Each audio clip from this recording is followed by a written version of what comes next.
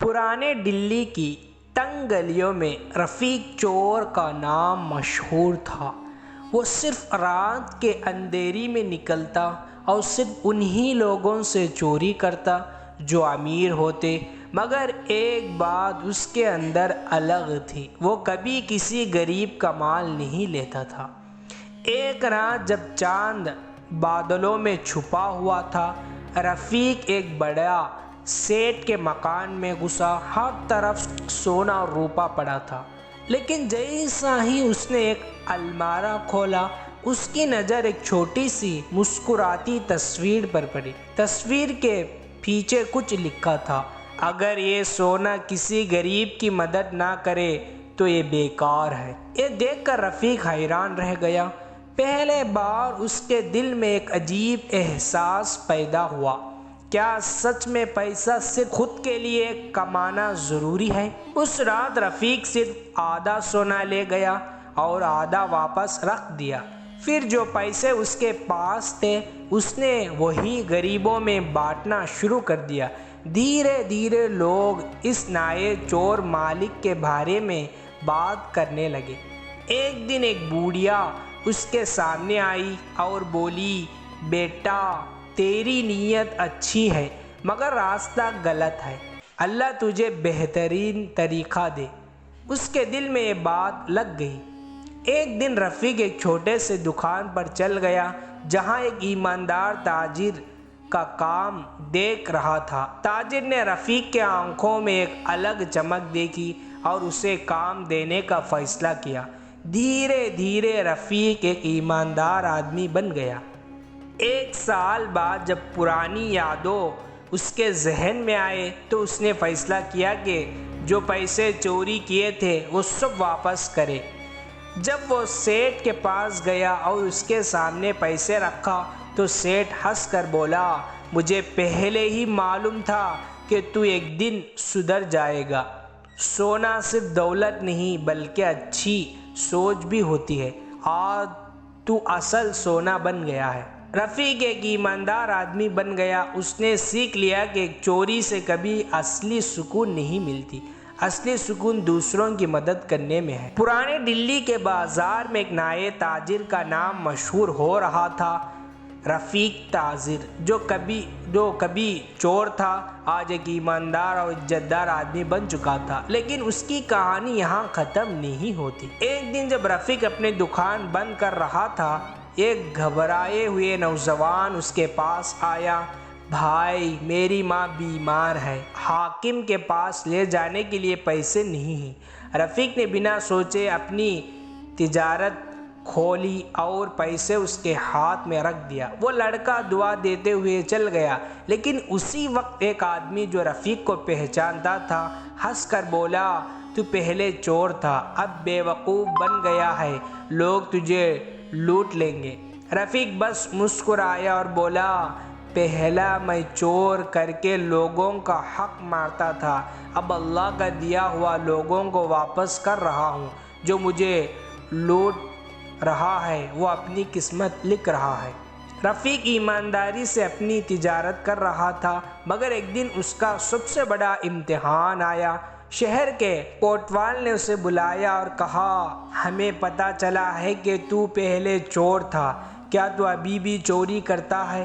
رفیق نے جواب دیا، ہاں میں پہلے چور تھا، لیکن اب اللہ نے مجھے بہتر راستے پر ڈال دیا ہے۔ آپ چاہے تو مجھے سزا دے سکتے ہیں، مگر میں اب صرف ایمانداری سے جینا چاہتا ہوں۔ کوٹ والے نے کچھ دیر سوچا، پھر بولا، اگر تو سچ میں ایماندار بن گیا ہے تو ایک کام کر، شہر کے چھوٹے چوروں کو سدھار کے ایمانداری سکھا۔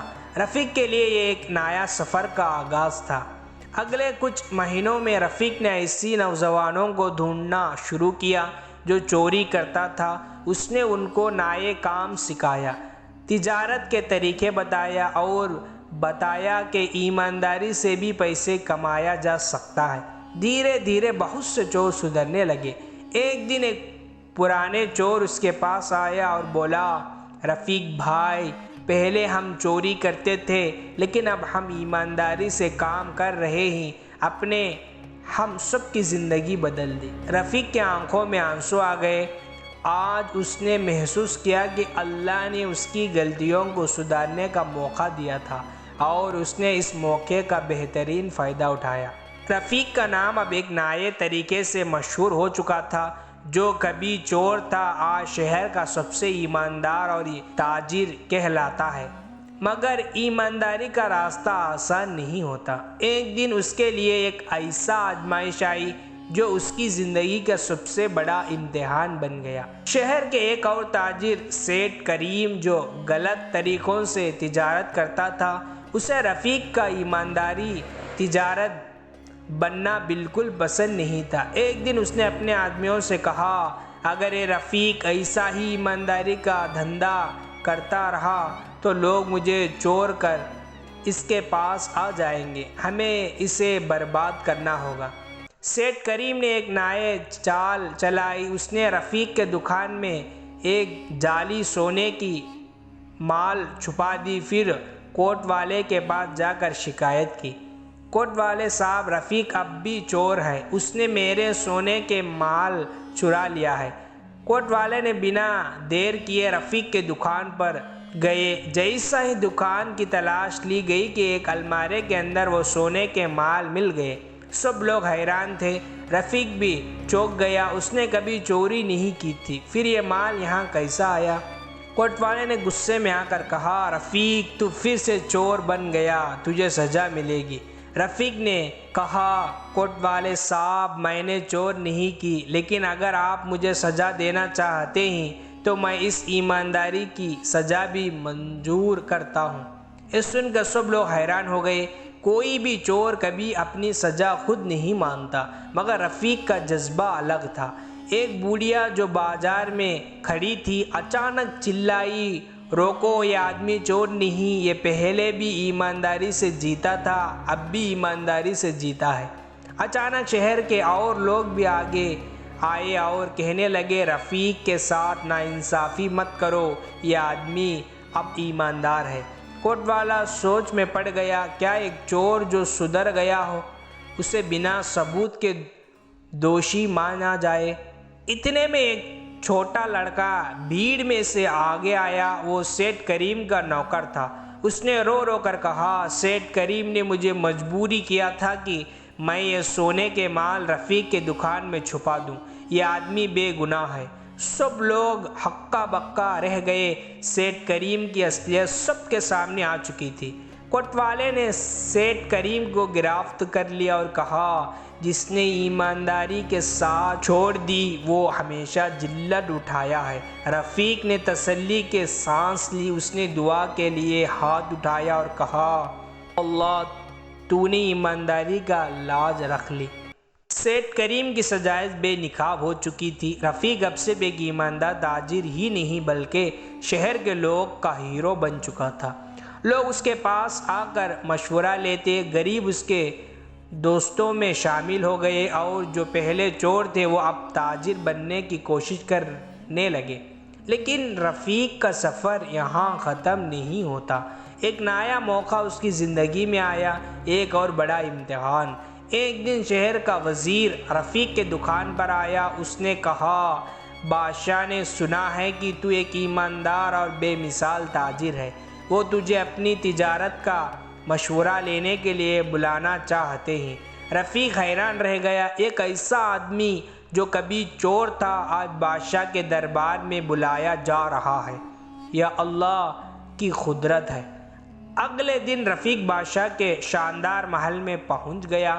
بادشاہ نے اسے کہا، رفیق، مجھے ایک ایماندار آدمی کی ضرورت ہے جو شہر کی تجارت کا ذمہ لے سکے، کیا تو تیار ہے؟ رفیق نے اجازت مانگی، وہ اس بارے میں سوچنا چاہتا ہے۔ اس نے کہا، اگر مجھے ذمہ داری ملتی ہے تو میں اس کام کو صرف اپنے لیے نہیں بلکہ غریبوں اور بے سہاروں کی مدد کے لیے کرنا چاہتا ہوں۔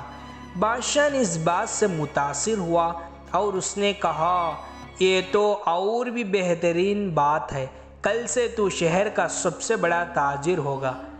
اب رفیق کے پاس بہت پیسے، عزت اور طاقت تھی۔ وہ چاہتا تو اپنی دکان چھوڑ کر بادشاہ کا وزیر بن جاتا، لیکن ایک رات اس نے دعا کی، یا اللہ مجھے غلط راستے پہ مت چلانا، مجھے بس اتنا دولت دینا جو ایمانداری سے مل سکے۔